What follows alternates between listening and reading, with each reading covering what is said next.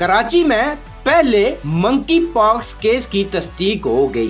महकमा सेहत सिंध तफसीलात के मुताबिक मंकी पॉक्स का मरीज सऊदी अरब से आया था।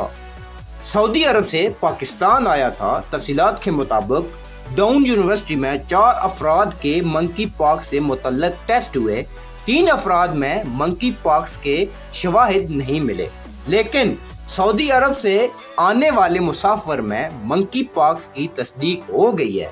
मुतासरा शख्स को जिना अस्पताल में दाखिल करा दिया गया है।